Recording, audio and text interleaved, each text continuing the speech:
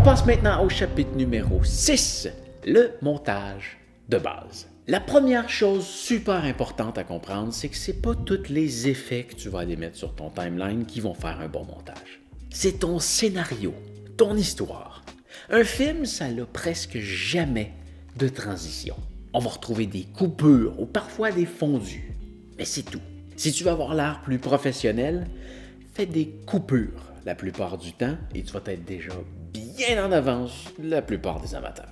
Deuxième point, on est rendu à ajouter les médias sur ton timeline. Avec ma façon de travailler, la première étape, ça va être vraiment de prendre à peu près tous les médias et de les mettre sur la ligne de temps.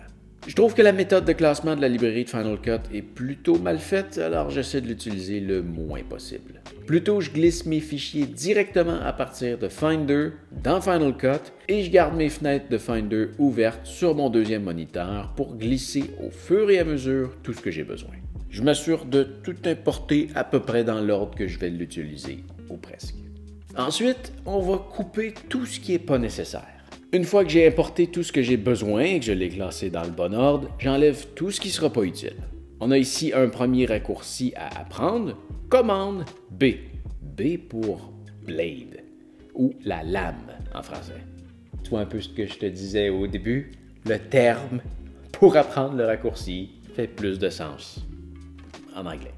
Pour enlever les médias indésirables de ton timeline, tu peux les sélectionner et utiliser les touches commande X.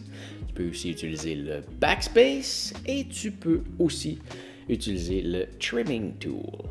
Si tu as besoin de changer l'ordre de certains de tes médias, tu peux simplement les prendre et les glisser à l'endroit que tu veux. Le fonctionnement unique de Final Cut va automatiquement boucher le trou du média que tu enlèves et repousser tout le reste à l'endroit où tu veux l'insérer. Si tu as besoin de créer un vide sans média, tu peux toujours utiliser le Custom Solid Generator ou le générateur de fond personnalisé. Par défaut, il est noir, mais tu peux l'ajuster à la couleur de ton choix. Donc, ce qui est vraiment très important à comprendre avec Final Cut, c'est que tout ton timeline est basé sur ta ligne du centre et qui peut jamais ne rien avoir sur cette ligne. Si tu enlèves un élément, le trou sera automatiquement comblé. Et si tu ajoutes quelque chose, tout ce qui suit sera automatiquement repoussé un peu plus loin. Ensuite, comme on a vu, on peut mettre des médias sur des lignes plus hautes. Ces médias sont alors automatiquement attachés à la ligne principale. Le point d'attache se fait automatiquement à partir du début du média sur le clip de la ligne principale.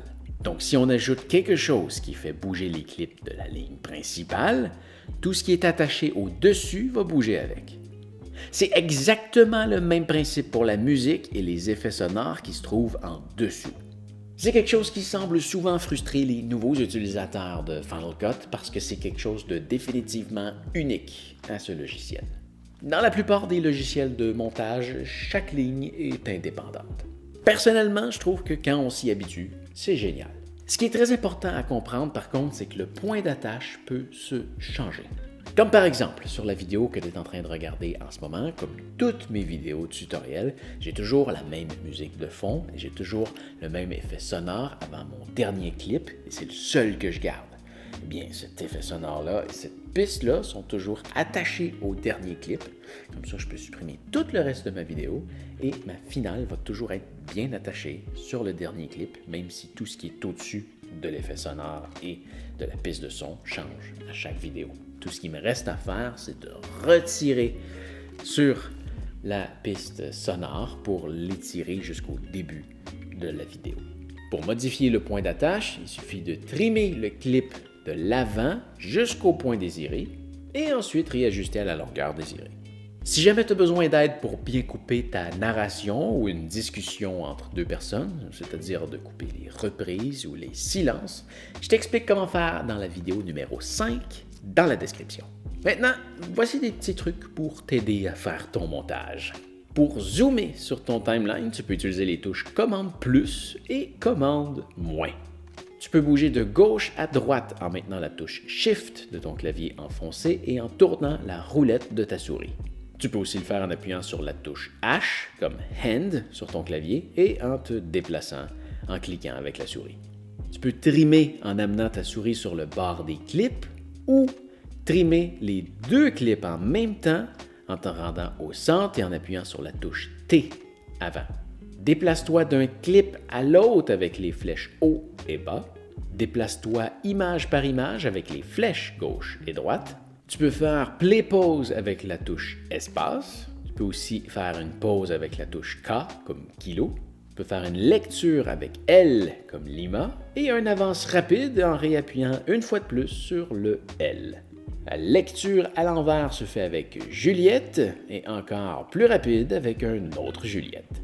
Assurément, tu risques d'avoir besoin très régulièrement de commandes Zulu pour annuler et de commandes Shift Zulu pour refaire ou annuler l'annulation.